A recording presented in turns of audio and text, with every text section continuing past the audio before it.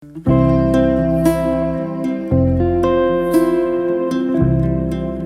kalau saya pribadi pernah sehari pernah sehari dapat 100, pernah sehari dapat 500, jadi nggak pasti mas. Nama saya Nur Rafiq, pekerjaan sehari-hari pedagang barang bekas yang ada di Klitikan Lestari Mulyo, Kanggutan Barat, Bantul, Yogyakarta.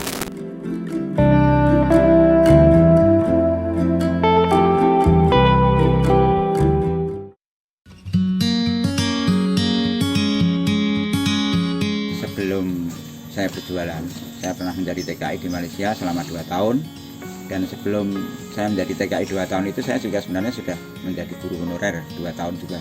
Setelah pulang dari Malaysia, punya modal sedikit, terus saya gunakan untuk jualan barang bekas itu. Yang sekarang jadi pasar Klitikan itu sebenarnya dulu tanah pinggir kali mas, pinggir kali yang dulu berlubang, harus kita cari uruk banyak mas itu.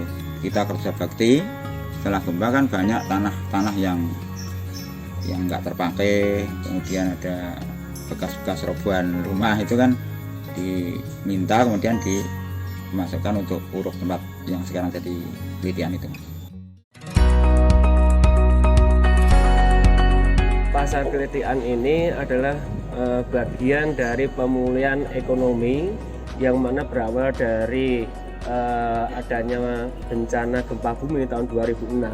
Itu kan seluruh kegiatan ekonomi itu lumpuh total di Desa Pleret ini. Kemudian kita waktu itu tahun 2008 itu ada tawaran dari PU bahwa ada program PLPBK waktu itu. Lokasi ini termasuk tanah kas Desa Pleret, sehingga sebelumnya kondisi lahan ini adalah lahan kosong yang tidak produktif sama sekali. Akhirnya kita bentuk kelompok swadaya masyarakat, itu namanya KSM Lestari Mulyo, dan mereka dibentuk pengurus untuk mengelola ataupun mengerjakan program ini. Jadi yang mengerjakan adalah dari masyarakat, oleh masyarakat, dan untuk masyarakat.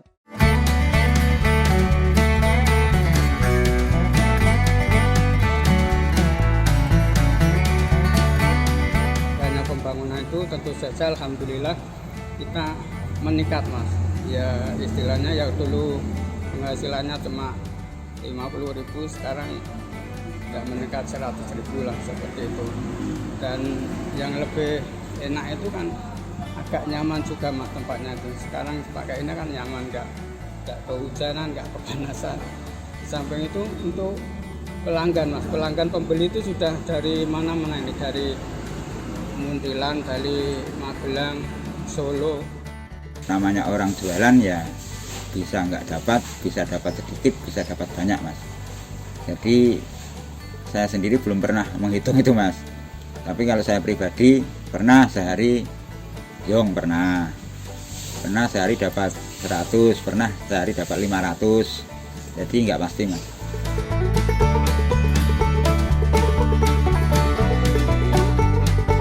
Iurannya untuk tanggal sulam dan untuk mas, pajak ke desa. Ya, pajak ke desa itu setiap tahunnya 1,5 juta. 1.500.000 itu ditanggung 72 orang itu mas. Jadi berapa ya, itu sekitar 25 ribuan lah sekitar itu. Jadi masih sangat ringan mas. Jadi saya mengapresiasi pihak Desa Pleret yang istilahnya benar-benar mau membantu masyarakatnya. Yang melakukan perawatan anggota semua, nanti kalau ada yang kotor dirapatkan, ada yang rusak dirapatkan.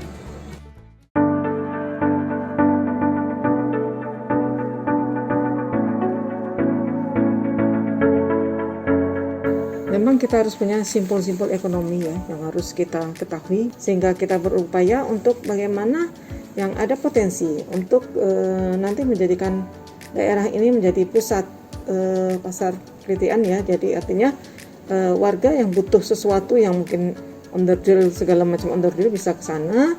Pasar ini menjadi tujuan utama dari dari berbagai macam penjuru, bukan hanya mungkin dari Bantul, tetapi mungkin bisa saja dari daerah lain yang bisa masuk ke sana, mungkin dari Sleman, mungkin dari kota, mungkin dari Gunung Kidul, ataupun juga mungkin dari daerah tetangga juga. Kalau sudah ini nanti rame, pasti tentunya akan tingkatkan perekonomian warga, apalagi setelah terjadinya bencana gempa yang notabene mungkin masyarakat akan menjadi bingung bagaimana saya mencari usaha saya, perekonomian ini. Yang jelas ini kita prioritaskan untuk wilayah sini. Ini karena ini kan tujuannya untuk bagian dari penanggulangan kemiskinan di wilayah Desa Pleret. Jadi memang kita khususkan untuk wilayah ini. Yang kedua, itu kita berikan fasilitasi, mereka kita berikan bantuan pinjaman untuk permodalan dari BKN. Jadi mereka kita ada fasilitas tempat, kemudian kita fasilitas pinjaman untuk modal dari BKM, dan ini juga terbentuk kelompok-kelompok itu.